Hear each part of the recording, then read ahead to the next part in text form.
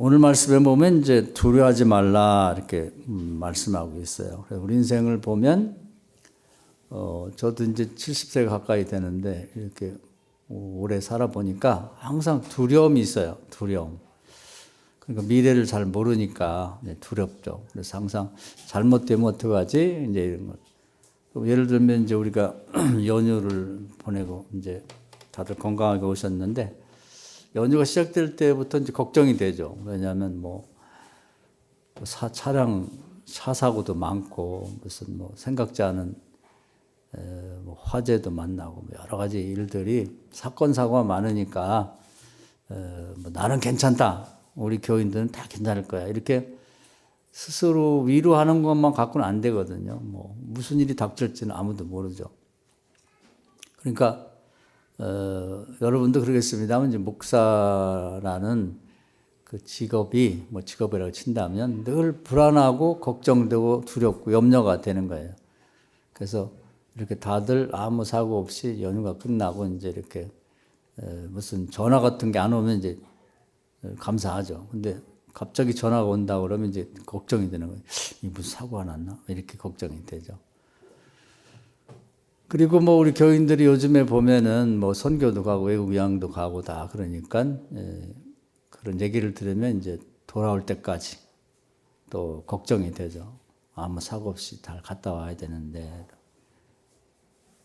또 요즘에 애들 학교 또 들어가고 또 유치원이나 어린이집도 다들 보내고 그러는데 그것도 걱정이 되죠. 가서 무슨 일이 없을까? 잘 돼야 될 텐데. 그러니까 늘 두렵고 걱정과 염려가 항상 있죠. 그런데 그냥 심리적으로 괜찮겠지 이렇게 생각해서는 안 되죠. 그리고 자만해서도 안 되죠. 예를 들어 누가 자동차 사고가 났다면 아니 운전을 어떻게 배웠길래 그 운전을 그렇게 장담할 수 없는 거예요. 뭐냐면 운전이라는 것도 자기 혼자 잘한다고 되는 게 아니거든요. 본인이 또 졸다가 실수도 할 수가 있겠고, 딴 생각하다가 또 사고 낼 수도 있는가 하면 또 남이 잘못해가지고 요즘에 좀 정신 이상한 사람도 많고 또 부인하고 싸우고 나온 사람이 그냥 함부로 운전하다가 앞에 차를 추돌할 수도 있고, 심지어는 졸다가 중앙선을 넘어서 와가지고 부딪힐 수도 있으니까 나 혼자 운전 실력 있다고 사고 없다고 장담할 수 없는 거죠. 또 누가 아프다 그러면 아니 건강관리를 어떻게 했길래 이런 병이 걸려? 그런 암을 왜 걸려? 이렇게 말할 수 없는 거예요. 왜냐하면 그렇게 말하는 사람이 자기는 헬스클럽 다니고 무슨 유기농 먹건 그런 사람도 암도 걸릴 수 있거든요. 그러니까 항상 불안한 거예요. 인생이라는 자체가 두렵고 또 자식도 공부를 못한다든지 뭐가 잘 안 되면 아니 애를 어떻게 키워간데 그래 이렇게 함부로 말할 수 없는 거죠. 왜냐하면 자기 자식도 잘못될 수가 있는 거니까. 그러니까 모든 게 그냥 겸손하게 이렇게 생각하고 이 인간의 삶이라는 자체가 두렵고 불안하고 초조한 것이 인생이다. 왜냐하면 유한하기 때문에 미래를 한 치 앞을 내다볼 수 없기 때문에. 그러니까 그건 어쩔 수가 없는 거예요. 근데 하나님이 두려워하지 말라 이렇게 말했기 때문에 우리는 두려운데 두려워하지 말라고 그랬단 말이에요. 하나님이 붙잡아준다, 도와준다 그렇게 말했는데 여기에는 한 가지를 추가해서 읽어야 됩니다. 뭐냐면 걱정되고 두렵고 염려되는 걸 하나님 앞에 기도하고 도움을 요청하라는 거예요. 그러니까 하나님 도와달라고 도와주지 알아서 도와주진 않아요. 알아서 다 도와주면 기도가 필요 없는 거예요. 예수 믿을 필요 없죠. 그냥 하나님 알아서 다 도와주면 되지. 이 부분이 굉장히 중요한 거예요. 하나님이 도와준다는 약속이 있는데 우리가 걱정되고 염려되고 불안한 것을 하나님 앞에 내놓고 제가 이게 두렵습니다. 걱정됩니다. 염려됩니다. 도와주세요. 이것이 반드시 필요하다는 거죠. 그래서 구하고 찾고 두리라는 말씀, 기도하라는 얘기를 아주 그냥 성경 전체 도배하듯이 되어 있어요. 근데 이제 이걸 잘 깨닫지를 못해요. 실천을 안 해. 이게 문제가 되는 거죠. 도와달라고만 하면 사람으로서 도저히 해결할 수 없는 것, 답이 안 보이는 것, 이런 데서 하나님 도와주거든요. 나는 방법이 없지만 하나님 방법이 있고, 나는 해결책이 없지만 하나님 해결책이 있는 거거든요. 그걸 믿으셔야 돼요. 그리고 어떤 사람은 내가 한 번 딱 기도하면 하나님 들어줘야지 왜 안 들어주는데, 우리가 뭔데 그렇게 이 세상에서 한 번 딱 얘기해서 되는 게 어디 있어요. 여러분 자식이나 손주도 뭐 심부름을 시키려고 그러면 그게 한 번 얘기 잘 안 된단 말이에요. 애들 게임하거나 뭐 재밌는 만화 영화 보고 그럴 때 그만 봐. 그런다고 애들 말을 듣나요? 애들도 말을 안 들어요. 그 할 때까지 반복해서 얘기해서 일이 되도록 만들어야 되는데, 우리가 감히 하나님 앞에 뭐 내가 무슨 대단한 하나님보다 높은 존재인 걸로 착각하고 하나님 해주십시오. 그런다고 하나님이 그냥 응답을 당장 줘야 되는 말이에요. 그건 불경스러운 얘기죠. 우리가 겸손하게 하나님 도와주십시오. 그리고 회개할 게 있으면 회개도 하고 2번 얘기하고 3번 얘기하고 계속 기도해야 되는 거죠. 바울같이 훌륭한 분도 결혼도 안 하고 평생을 하나님께 바친 사람도 나쁜 것도 아니고, 선교하다가 또 다른 데 선교를 가야겠다고 선교지를 가르쳐달라고 할 때에도 무려 5번이나 기도했다면, 장소를 옮겨가면서 응답 받을 때까지. 근데 우리가 뭐 대단한 인물이라고 하나님 앞에 통보하듯이 뭐 병 고쳐주세요, 뭐 애들 잘 되게 해주세요, 뭐 한다고 그렇게 해서 하나님이 그냥 무슨 뭐 복종하듯이 그냥 알았습니다 이렇게 생각하면 안 되죠. 우리는 사실 하나님 앞에 도움 받을 만한 자격도 없는데 그냥 하나님이 은혜가 있고 약속이 있으니까 하나님 도와주세요, 저를 불쌍히 여주세요, 그렇게 겸손히 기도를 해야 된다 그 말이에요. 그러면 하나님이 도와준다, 붙잡아준다, 적들을 대신 싸워서 물리쳐준다, 이런 약속이 있는 거예요. 그러니까 이런 약속을 해 주셨다는 자체가 너무나 큰 은혜죠. 이런 게 없으면 하나님한테 얘기할 수도 없고 하나님께 얘기한다고 도와줄 이유도 없는 거죠. 근데 하나님이 이렇게 약속을 해줬기 때문에 얼마나 감사하냐 이 말이에요. 할렐루야. 이걸 감사하게 생각하고 구하고 찾고 두드리셔야 돼. 그래서 성경에 보면 성경의 인물들은 우리가 지금 유명해졌으니까 아무 걱정 없는 사람들, 뭐 성공하고 출세하고 사랑받은 사람을 생각하는데 그렇지 않다 이 말이에요. 이분들은 어떻게 보면 우리보다 더 굴곡이 많은, 부침이 많은 삶을 살았다고 볼 수가 있어요. 근데 이분들은 그럴 때마다 기도해서 하나님의 도움을 적절하게 받았어요. 그래서 평생을 훌륭하게 살아냈다는 거죠. 그 점을 배워야 되는 거예요. 그분들도 다 두렵고 떨리고 걱정되고 염려되는 삶을 살았단 말이에요.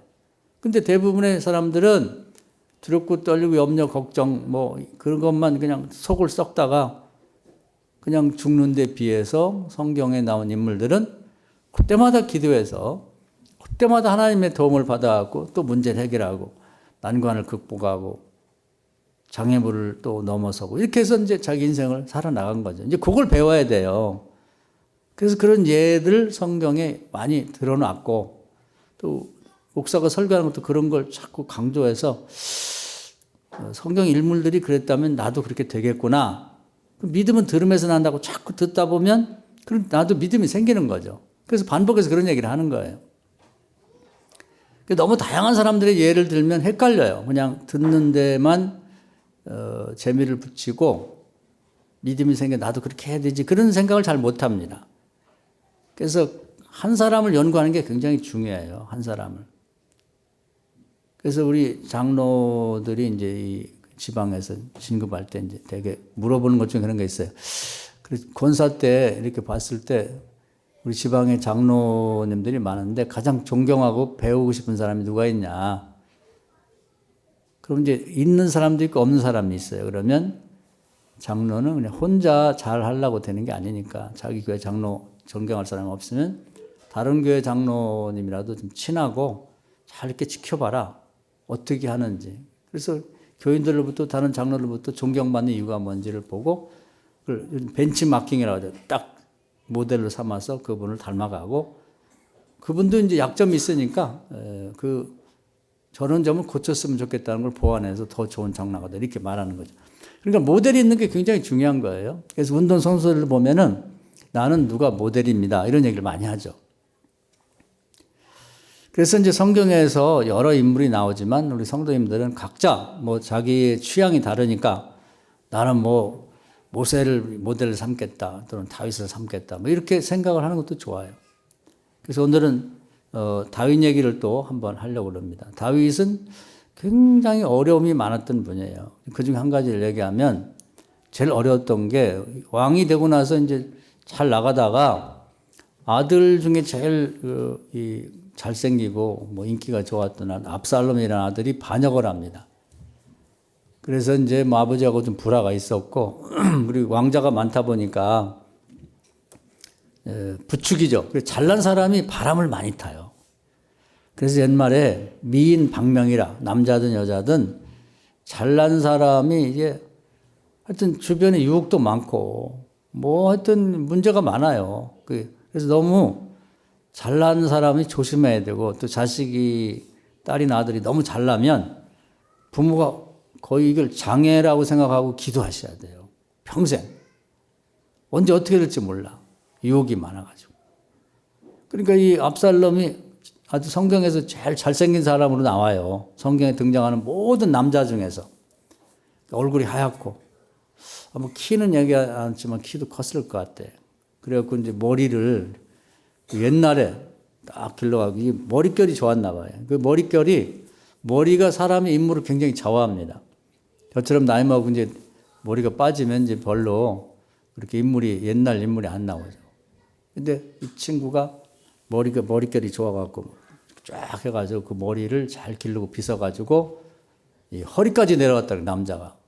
그리고 이제 말을 탁 타고 달리면은 그냥 남자든 여자든 반하는 거지. 그 정도로 잘생겼다고 그래요. 성경에 웬만큼 잘생겨갖고는 그 외모를 말하지 않는데, 왜냐하면 하나님 외모를 보지 않는다고 그랬거든요.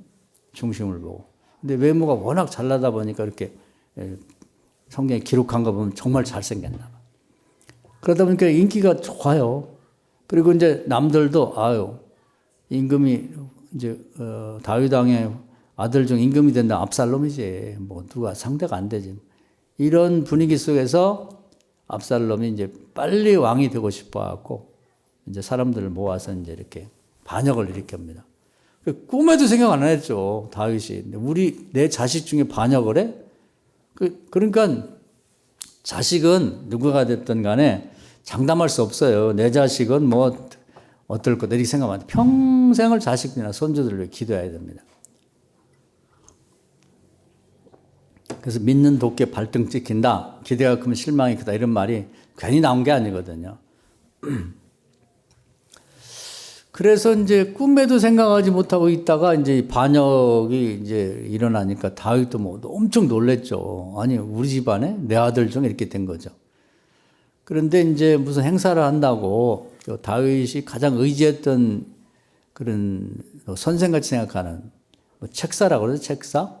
옆에서 무슨 다윗이 문제가 있을 때 물어보고 하나님 다음으로 물어보는 사람이 있었어요. 아히도벨이라고. 그런 이제 아주 지혜로운 분. 그래서 성경에 보면 그 양반이 하는 얘기는 사람들이 거의 하나님 말씀과 동격으로 들었다고 그래요. 그 권위가 있고 실수가 없고 지혜가 많은 그런 분이 있었는데 이 사람도 또 이제 기도가 부족했는지 마귀가 꼈는지 그 압살롬이 초청해서 갔다 오면 압살롬 편이 돼버렸어요. 이분은 다윗에 대해 너무 잘 아는 거예요. 다윗의 강점과 약점과 하여튼 세세하게 다윗보다 다윗을 더 잘한다고 볼 수 있는 그런 사람이 반역자 압살롬에게 딱 달라붙은 거죠. 그러니까 다윗은 큰일 난 거예요. 근데 이 양반이 이제 뭐라고 얘기를 하냐면 조언하냐면 다윗은 굉장히 지혜롭고 꾀가 많고 그리고 전쟁 영웅이지 않냐. 과거에 20년 동안 그 사울왕의 추적을 피하고 죽이려고 하는 걸 이리 그냥 저리 도망 다니면서 그냥 나중에 블레셋까지 도망쳐서 이렇게 살아남아온 사람이란 말이죠. 기회를 주면 안 된다는 거예요. 조금만 기회를 주면 아주 그런 때는 아주 그냥 수단이 난 사람이니까 도망칠 수 있다. 그러니까 기회를 두지 말고 갑자기 그냥 특공대 가장 용맹하고 빠른 군인 12,000명을 뽑아가지고 급습해야 잡을 수가 있다. 안 그러면 조금만 틈을 주면 이제 도망친다. 아주 뭐 어릴 때부터 도망치는 건 뭐 수단이 났으니까 그렇게 얘기를 했단 말이에요. 그게 맞는 얘기예요. 그런데 이제 하나님 앞에 다윗이 그런 걸 이제 반역이 일어났다는 걸 생각하고 계속 기도를 했죠. 그랬더니 이제 그 아히도벨보다는 못하는데 거기 쌍벽을 이루는 후세라고 하는 또 지혜자가 있어요. 왕의 책사가 죽음을 무릅쓰고 자기가 거짓으로 압살롬 편으로 자기가 가겠다는 거예요. 나도 당신을 돕겠습니다. 이렇게 하고. 그래가지고 이제 갔더니 이제 압살롬이 이제 막 아히도벨도 왔고 이제 내가 되는구나. 막 이런 훌륭한 사람들이 내 편으로 막 오니까 뭐 그런 게 많죠. 요즘에도 뭐 이제 국회의원 선거한다고 하니까 뭐 이리 가고 저리 가고 막 그러니까 엊그저께까지 적이고 막 욕하고 싸우다가 또 뭐 내 편이 돼갖고 서로 화해하고 뭐 웃고 막 악수죠. 그 정치판이 그런 거잖아요. 그러니까 이제 후세라는 사람이 오니까 압살롬이 막 기고만장을 한 거예요. 왜냐하면 오른쪽에는 아히도발, 왼쪽에는 후세. 이제는 뭐 끝났다 이렇게 생각한 거죠. 근데 후세가 사실은 이제 다윗을 살리려고 거짓으로 들어간 거죠. 근데 후세는 다른 의견을 내는 거예요. 물론 아히도벨의 그 작전도 중요하지만 그 다윗이 어떤 분입니까? 그렇게 12,000명 갖고는 못 잡는다. 그렇게 서두르지 말고 지금 전국에 있는 사람들이 다 다윗 편인데 다윗의 왕이 그동안 정치를 잘해서 그런데 그렇게 12,000명 갖고 어떻게 잡냐? 그리고 다윗의 주변에는 뭐 요압이라든지 아비새라든지 그런 뭐 인척들이 장군들이 많이 있는데 12,000명 갖고 해결가 안 된다. 서로 상대가 안 된다. 그러니까 좀 시간적인 여유를 갖고 이 부엘세바가 가장 남쪽이거든요. 우리말하면 이제 저 전라도 끝에 그런 뭐 진도나 이런 데는 마찬가지로 거기서부터 시작해서 단까지 제일 끝에 이제 뭐 신의주나 이런 것 같이 거기까지 사람들을 잘 이렇게 우리가 설득해하고 우리 편을 만들어서 다윗이 어디로 가도 도망칠 수 없도록 요리 도망가고 저리 도망가도 사울은 놓쳤지만 우리 잡을 수 있도록 그렇게 시간 여유를 갖고 합시다. 어차피 우리가 대세를 잡았는데 그렇게 할 게 뭐 있냐. 그러면서 시간을 벌어준 거예요.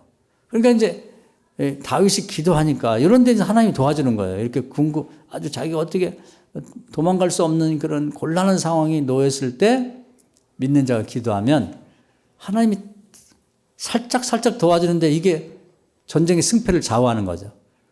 그 다윗도 만약에 여기 이런 말씀이 있는데 그냥 기도하지 않고 하나님이 두려워하지 말라고 했으니까 오른손을 잡아준다고 했으니까 적들을 물리쳐준다고 했으니까 하나님 알아서 해주겠지. 알아서 안 해줘요. 기도해야죠. 다윗이 기도의 사람이잖아요. 과거에 그렇게 어려운 20년 동안 사울왕이 쫓겨다닐 때도 기도해서 하나님이 그때그때 살짝 도와주셔서 살아났거든요. 그걸 되살려가지고 이번에도 기도한 거죠. 그랬더니 하나님이 후세와 아히도벨의 얘기 중에서 이 압살롬이 후세 얘기를 딱 받아들인 거예요. 더 유능하고 실제로 압살롬의 도움이 아히도벨이라고 하는 더 현명한 사람이 얘기를 물리치고 이런 부분이 하나님 도와주는 거예요. 다윗이 기도했기 때문에 도와주는 거예요. 할렐루야. 이런 게 중요한 거예요. 간단하지만 압살롬이 탁 착각을 한 거예요. 맞아. 후세 당신이 말이 맞는 것 같아.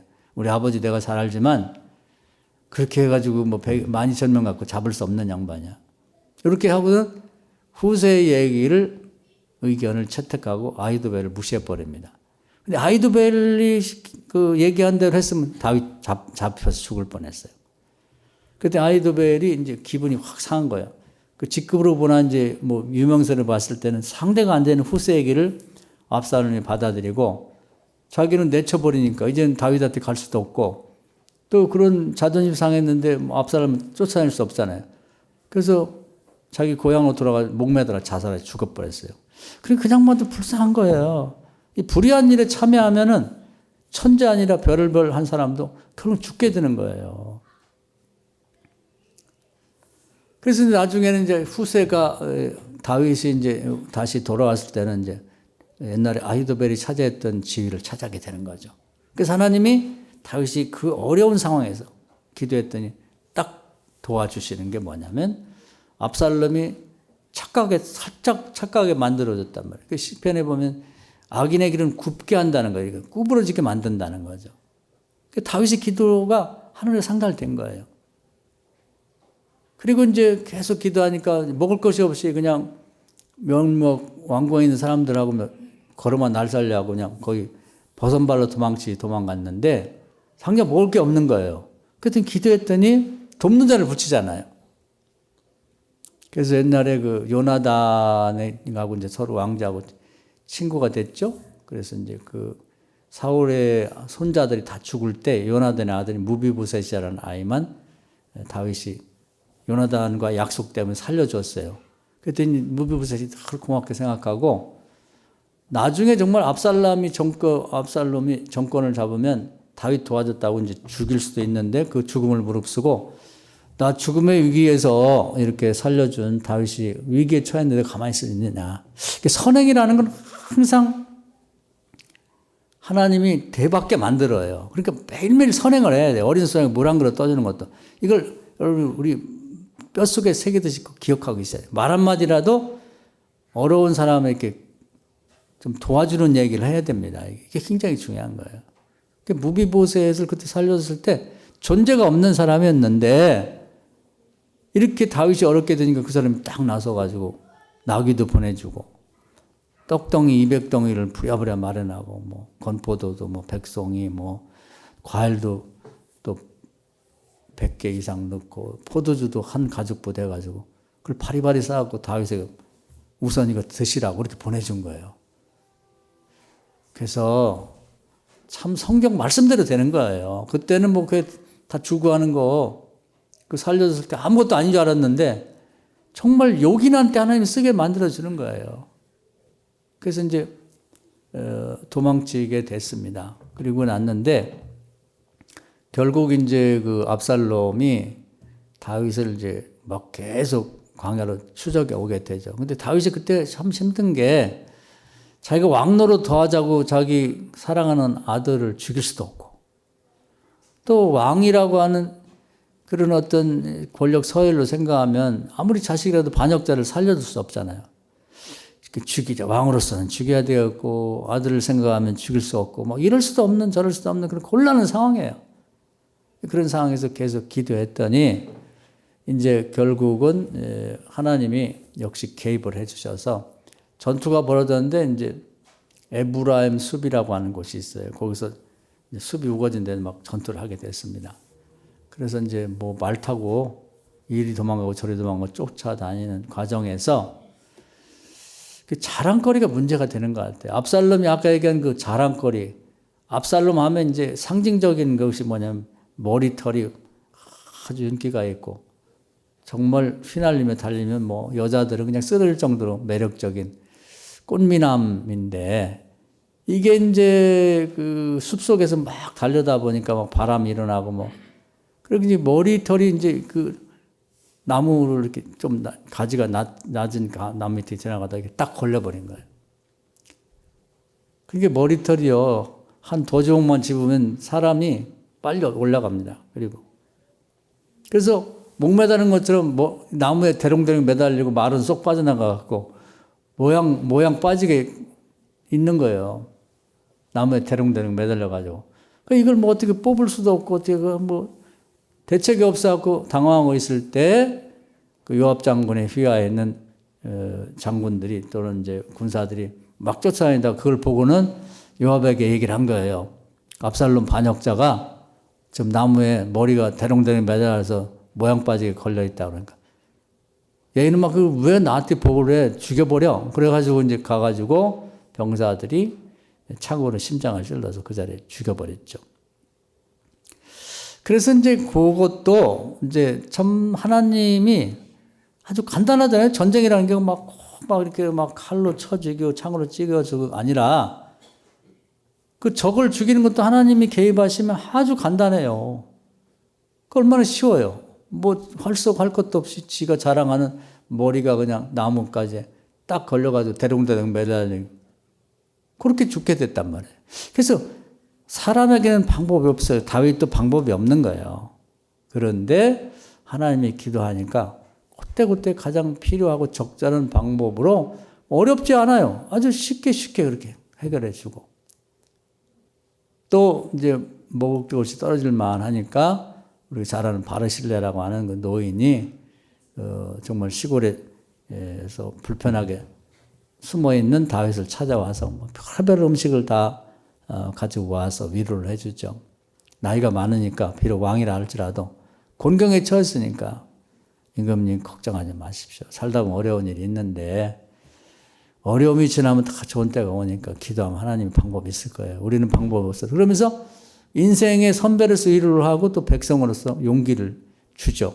우리 백성은 지금이나 옛날이나 다 임금님 편입니다. 우리가 기도할게 힘내세요.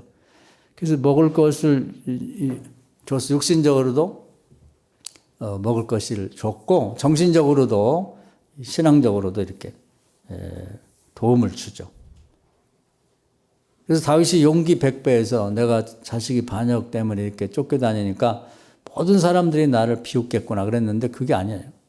그런 생각을 갖게 된 게 그 시므이라고 하는 자가 다윗이 도망갈 때 흙덩이를 던지며 잘 됐다 너 사울왕을 없애고 네가 왕 되더니 잘 된 꼴이 뭐냐 이러면서 욕했기 때문에 저게 민심이라고 생각한 거예요. 모든 백성들이 나를 이렇게 생각했구나. 오직 못났으면 자식이 반역을 이렇게 저렇게 도망 다닐까? 그렇게 해서 민심이 그렇게 흉흉한 줄 알았는데 그 사람뿐이고 이 바르실레 같은 노인들 인생을 오래 산 분들이 나를 이렇게 지지하고 백성들이 다 이렇게 생각한다면 정신 차려야지. 내가 다시 힘내서 나라를 다스리겠다. 그래서 이제 아들이 죽어서 슬프지만 이제 그렇게 해서 이제 자기 왕궁으로 기원해서 더 좋은 정치를 했죠. 그러니까 다윗이 이렇게 이 삶을 보면 그 전엔 뭐 사울왕 때문에 어려움이 많았어요. 근데 이 부분만 딱 떼서 봐도 참 힘들었겠다. 그래서 우리 같은 경우는 뭐 우리 성도님들도 그렇고 자식이 뭐 엄마 아빠를 죽이겠다고 칼 들고 방에 들어와서 막 찔르고 그런 정도는 아니잖아요. 어렵다고 해도 그냥 그것과 비교하면 사소한 어려움이지 뭐. 그러니까 우리가 어려움이 생겼을 때 앞이 캄캄하고 방법을 모르겠다 할지라도 걱정하지 말고 하나님께 기도하라는 거예요. 두려워하지 마라. 거기다가 추가 읽을 것은 기도하면 하나님이 너를 붙잡아 줄 거야. 너희 적들을 물리쳐 줄 거야. 너를 오른손으로 붙들어 줄게. 도와줄게. 이거거든요.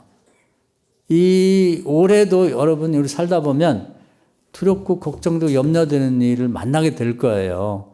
그럴 때 걱정하지 마시고 기도하세요. 할렐루야. 그래서 전례 다윗 같은 사람 생각하면 다윗도 그렇게 어려운데도 기도하니까 또 먹을 걸 갖다 준 사람이 있고 또 현명한 사람 중에 적진의 죽음을 각오하고 들어가서 그 어떤 작전의 전략을 변화시키려고 하는 사람을 또 돕는 자를 붙여주시고 그 후세 같은 사람도 자기 목숨이 아까운데 그냥 들어가겠어요? 하나님이 마음을 준 거지. 그렇게 생각하셔야 돼. 그리고 압살롬이 그 머리털이 딱 나무에 걸려 대롱대롱 매달리게 할 줄 어떻게 알았어요? 하나님은 방법이 있다고. 방법이 있어요. 또 이런 어려움이 겪어도 백성들이 민심이 다윗을 떠나지 않고 오히려 지지하고 불쌍히 여기면서 너도 나도 좀 임금을 도와드리고 싶다. 같이 기도하게 만들어. 이게 하나님이 하시는 거거든요. 그래서 다윗이라는 사람을 이렇게 살짝 바꿔서 우리를 거기에다가 대입시켜서 보면 우리도 그렇게 된다는 거예요. 할렐루야. 다윗만 훌륭한 게 아니고 우리 모두가 하나님을 뭐라고 하냐면 내가 너를 눈동자처럼 아낀다. 사랑한다. 그랬는데 다윗은 뭐 특별히 사랑하셔서 그렇고 나는 뭐 하나님 하찮게 여기 그런 게 어디 있어요? 다 자식인데. 다 우리도 다윗도 하나님 아버지라고 부르지만 우리도 다 아버지라고 부르잖아요. 오늘 여기 올 때도 여러분이 뭐 마음이 무겁고 걱정 염려되는 게 있을 거예요. 걱정하지 마시고 기도하세요. 붙들어 주실 거예요. 앞길을 열어줄 거예요. 할렐루야. 사람을 붙이든지 하나님 직접 개입하시든지 그건 하나님이 결정할 문제고 걱정하지 말자고. 하나를 더 말씀드리면요. 하나만 얘기하면 좀 이제 또 의문이 들을 수 있으니까 우리가 늘 또 다시 반복해서 얘기하는 야곱이라는 분이 이제 자기 외갓집 라반의 집에서 자기 친아버지 집으로 오는 과정이 굉장히 어렵습니다. 굉장히 어려웠어요. 우선은 이제 라반이라는 사람이 이제 아주 좋지 않아요. 성격이 좋지 않아요. 그래서 이제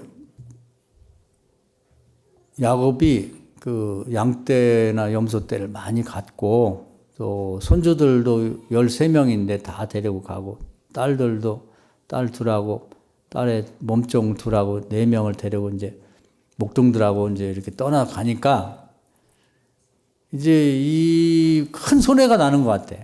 자기가. 그래가지고는 3일 후에 알았어요. 야곱이 이렇게 라반의 집을 떠나고 자기 아버지 집으로 가는 걸. 그러니까 이제 자기 혼자는 못 해보겠고 자기 아들들하고 이제 동네 깡패지요. 그런 사람들 돈 주고 사가지고 3일 길을 정신없이 달려가지고 야곱을 잡으러 왔단 말이에요. 그래서 꼬투리를 잡아서 하여튼 뭐 재산의 일부를 빼앗으려고 이제 그런 계획을 하고 온 거예요. 그런데 이제 야곱은 이제 불안하잖아요. 뭐 외삼촌이 무슨 해코지 할 것 같기도 하고 또 광야를 지난다는 게 강에 산적대, 도적대가 많고 그것도 두려우니까 계속 기도하는 거예요. 그리고 이제 자기 부인들에게도 애들에게도 기도를 부탁하고 그래서 가는 거죠.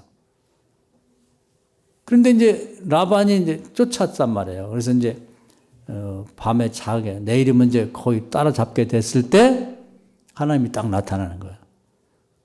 그래가지고 뭐라고 하냐면 너 야곱의 해코지 하지 마라.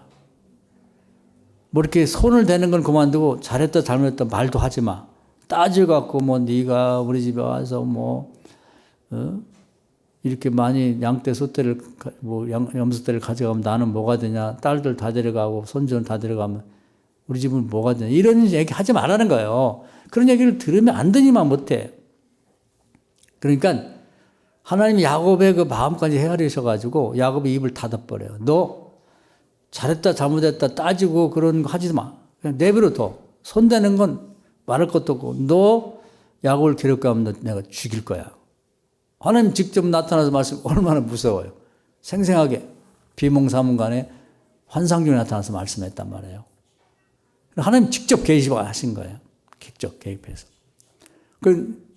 우리 하나님을 뵙지를 못해서 그렇지 얼마나 하나님이 정말 말씀하시면 무섭잖아요. 그러니까 오늘 새벽에도 말씀드린 선지자가 생긴 게 그 이스라엘 백성 호렙산에서 하나님이 직접 모든 백성이 듣도록 말씀하셨단 말이에요. 그때 막 이게 온몸이 그냥 녹아드는 것처럼 사람들이 무서웠단 말이에요. 그러니까 이 백성들이 이 모세에게 하는 말이 하나님이 직접 말씀하시면 우리 죽을 것 같아요. 너무 무섭고 두려우니까 그렇게 하지 말고 당신이 하나님 앞에 올라가서 다 듣고 오세요. 다 듣고 와서 그래서 선지자죠. 먼저 선지할지 당신이 먼저 다 알고 그 다음에 당신이 우리한테 얘기를 해라. 그럼 우리가 다 들을게. 하나님한테 직접 들으나 당신이 하나님께 먼저 듣고 와서 얘기하는 똑같지 않느냐. 그래서 선지자가 그때부터 생긴 거예요. 그래서 그 후에 사무엘도 선지자하고 뭐 엘리야, 엘리사 뭐 또 예언서에 나오는 뭐 이사야, 뭐 다니엘 이런 사람들이 다 그렇게 선지자로 그때부터 뽑힌 거거든요. 그러니까 하나님 말씀을 직접 듣는다는 건 엄청 무서운 거죠. 그래서 라반에게 하나님이 직접 나타나시고 말하니까 얼마나 무서워요. 막 그냥 이 온몸이 녹는 것 같이 두려웠죠. 그러니까 뭐 감히 뭐 야곱을 해코지하지 못하고 깜짝 놀라. 네가 그런 사람이냐? 하나님이 그렇게 너를 신경 써주는 사람이야?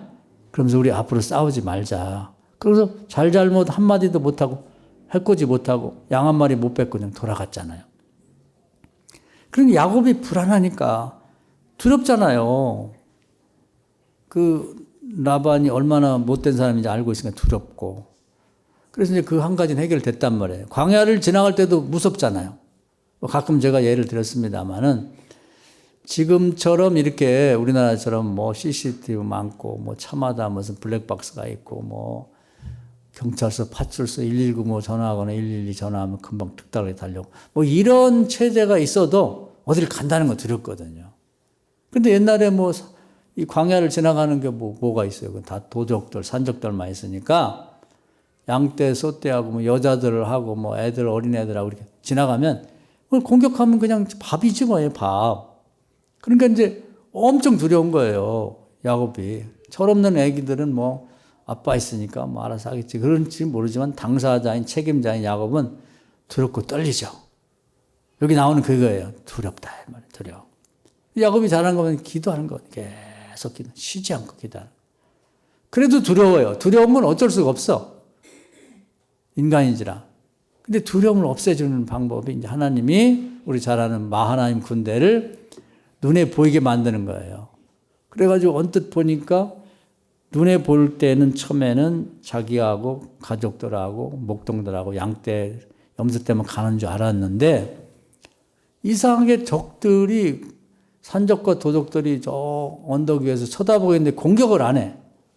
저놈들이 오늘 밤에 공격하려나 낮에 하려나. 말 타고 막 달려오면 뭐 그대로 당하는 건데 멀뚱멀뚱 쳐다보고만 있단 말이에요. 그랬는데 그 이유를 알게 된 거예요. 하나님이 눈을 떠서 그 영적인 세계를 잠깐 비춰주는 데 보니까 양쪽으로 군인들이 키도 크고 막 아주 씩씩하게 보는 군인들이 쫙 같이 이렇게 걷고 있단 말이에요. 가끔 우리 어디 시골길 가다 보면 군인들이 양쪽으로 이렇게 쭉 걷고 있대지. 뭐 총도 메고 뭐 무전기도 메고. 그러니까 이게 뭐지? 그랬더니 하나님이 하나님의 군대 마하나임이다. 근데 군대한테 물어봤어요. 그랬더니 네가 나반의 집을 떠날 때부터 우리 같이 왔다는 거예요. 할렐루야. 하나님 기도하면 이렇게 도와준다니까요. 아무 걱정이 없죠. 그러니까 뭐 이 산적 도적대에 뭐 하나님 군대에 비하면 뭐 진짜 아무것도 아니지. 괜히 공격했다는 뭐 큰 탈이 나는 거죠. 그러니까 하나님이 그렇게 기도하니까 도와주는 거예요. 그렇게 도와주는 거지. 두려움을 싹 없애준 거예요. 기도 안 했으면 안 되지. 그냥 알아서 도와주진 않아요. 우리가 그 엘리사도 이제 가끔 보는데 그 아람 군대가 엘리사를 잡으러 왔을 때 그 심부름꾼 계하시는 막 너무 무서워가지고 이렇게 밖에 나가 보고는 막 그냥 오줌을 쌀 정도로 너무 두려웠단 말이에요. 오금이 저렸단 말이에요. 그러니까 걱정하지 마라. 하나님 도와줄 거야. 뭘 도와줘? 어떻게 도와줘? 하나님 기도했어요. 엘리사가. 저 아이의 눈 좀 열어주셔서 영적 세계를 보게 해주세요. 잠깐 벌렸단 말이에요. 야곱이 눈이 떠지듯이. 딱 보니까 그 아람 군대가 이 집을 둘러싸고 있는데 그 뒤에는 하나님의 군대, 마하나임이죠 역시. 이런 아람 군대보다 훨씬 크고 대단한 그런 이제 군인들이 딱 다시 둘러싸고 있는 걸 보니까 뭐 이미 본 그 엘리사는 전혀 두려움 없었고 그 게하시도 그걸 보니까 두려움이 하나도 없었는 거예요. 하나님 명령이면 저들을 다 죽일 수가 있으니까.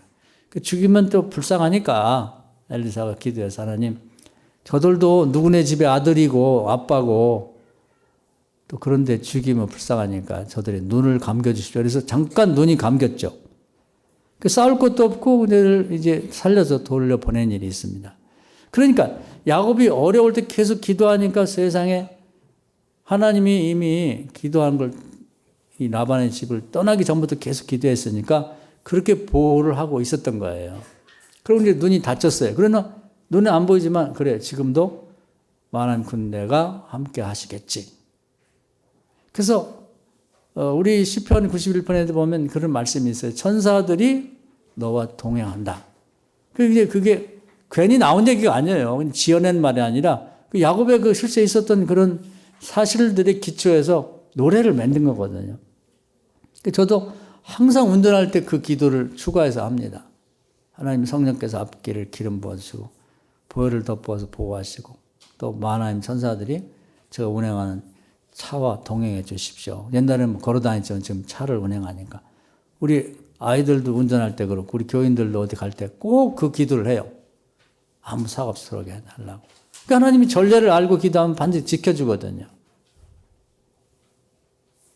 그리고 또 이제 세겜에 갔다가 거기서 뭐 거짓말하고 뭐 이렇게 디나 때문에 해가지고 이제 그 남자애들을 다 죽였단 말이에요. 그러니까 그 주변에 있는 그 인근에 있는 이제 부족들이 아니 듣도 못한 녀석들이 와서 우리 이웃 종족을 다 죽였다는 게 말이 되냐고 다 힘을 합쳐갖고 이제 연합해갖고 이 야곱을 죽이겠다는 거죠. 그 뭐 야곱의 가족이 몇 명 안 되잖아요. 그리고 낯설고. 그런데 주변 종족들이 연합을 하고 죽이려면 꼼짝없이 죽는 거지. 도관해진 쥐가 됐단 말이에요.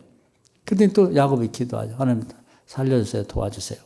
그랬더니 너희들이 갖고 있는 우상 섬기는 거, 우상과 관련된 뭐 귀걸이나 뭐, 그 부인들은, 여자들은 지금도 뭐 장신과기를 좋아하잖아요. 귀걸이나든지 뭐 코걸이나 뭐 이런 거, 반지라든지 그런 거 되게 그 이방 여자들이니까, 이방의 우상과 관련된 것들, 문양이나 이런 것들이 있으니까 그걸 다 벗어서 나무 밑에 묻어버려라, 버려라.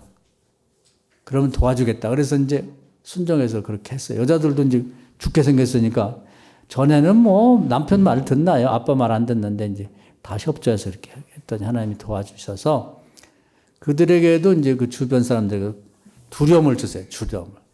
그리고 보이지 않지만 마하나임 군대가 딱 옹해가지고 한 명도 다치지 않고 거기를 벗어나서 이제 자기 고향 땅에 가게 되죠. 그런데 야복강에서 또 이제 형이 400명의 군대를 이고 죽이려고 그럴 때 또 기도했더니 하나님이 역사하셔갖고 이제 늙은 자기 허연 머리와 보지 못한 조카들이 죄도 없는데 또 동생의 부인 제수 씨들이 그냥 벌벌 떨면서 오는 걸 보고는 그 마음이 녹아져 버렸어요. 에서가 큰아빠로서 또 시숙으로서 내가 자격이 없구나. 그렇게 마음을 이렇게 살짝 바꾸는 거 하나님이 탁 터치하면 되거든요. 이렇게 만져주시면.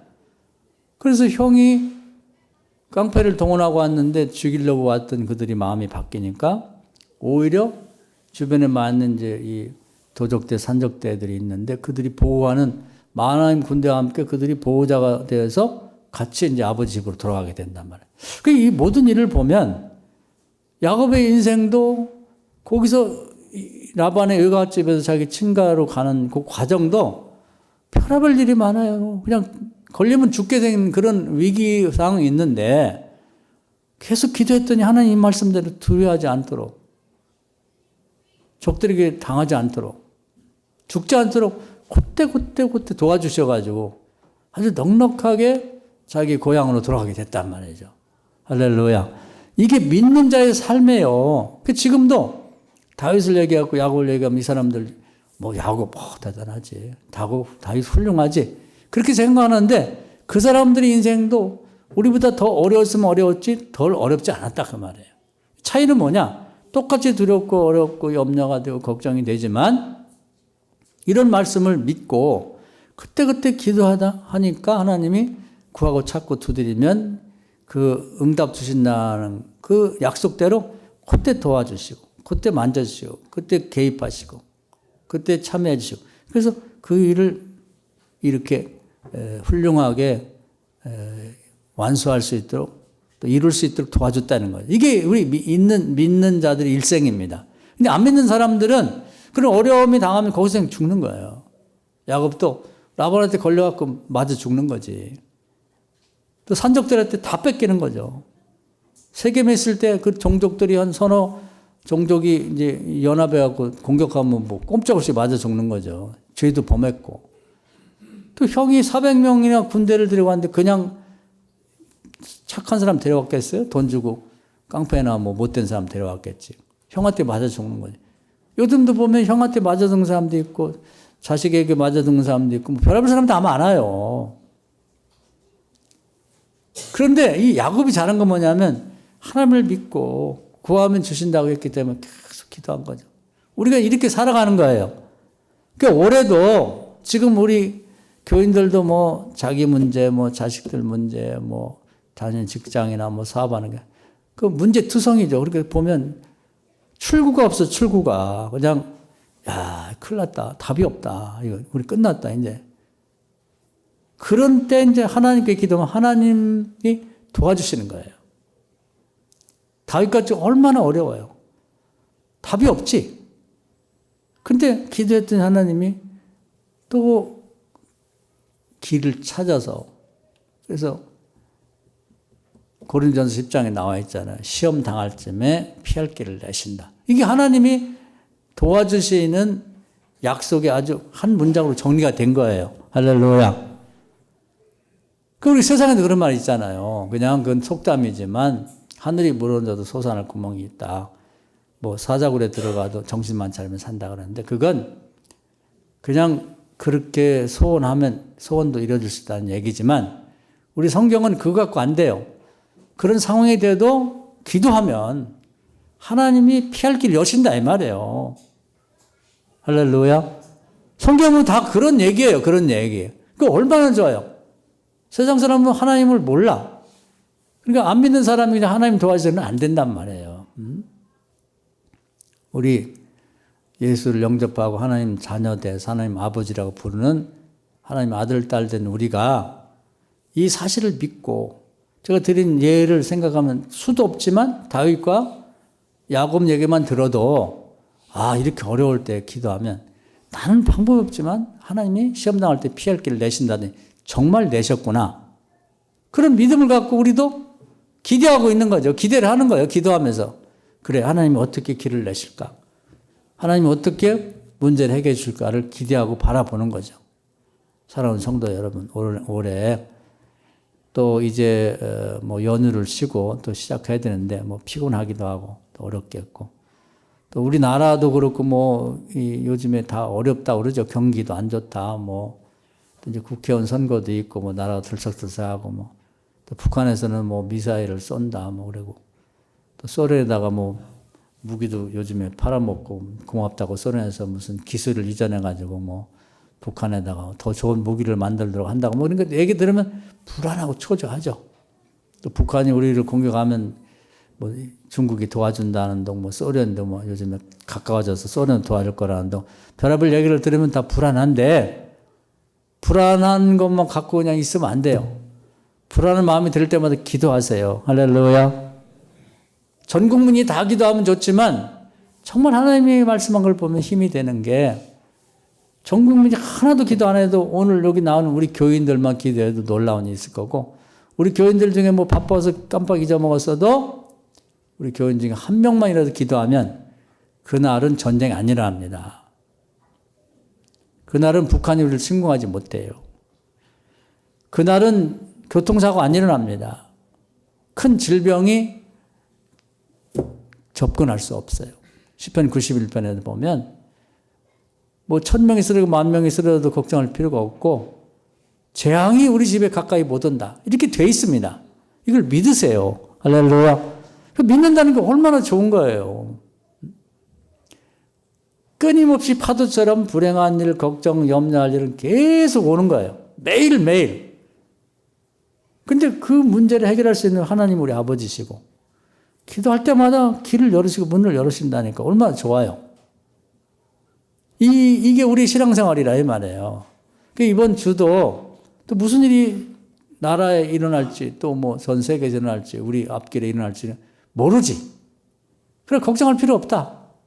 새벽에 기도하고 시작하고 불안 염려하면 또 기도하면 하나님이 구하고 자꾸 두드리는 것 들으시고 도저히 방법과 길이 없는 데서도 길을 내시고 또 우리를 구원해 주시고 도와주시고 우리가 상상할 수 없는 방법으로 우리 앞길을 인도해 갈 거라 그 말입니다. 할렐루야.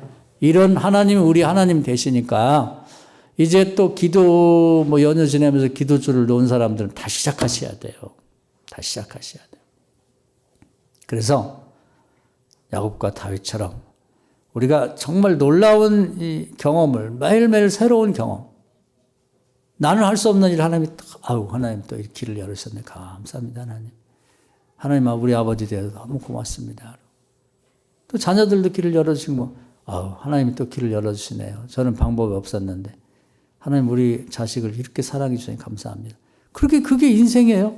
그렇게 나오는 게 우리 요즘 오늘도 찬양해서 너무 감사한데 그런 진심에서 우러나는 하나님 감사합니다. 그 말 한마디가 찬양이 되는 거예요. 이제 거기다 더 좋은 곡과 이제 가사를 붙여서 하면 더 좋은 찬양이 될 텐데 날마다 찬양하며 지나다 하는 것이 그냥 있는 찬양을 그냥 부르는 것도 좋지만 다윗이 그래 큰 어려움을 겪으면서 돈 받고 그냥 진심에서 감사합니다. 감사합니다. 그게 많으니까 시편 같은 찬양을 많이 부른 거예요.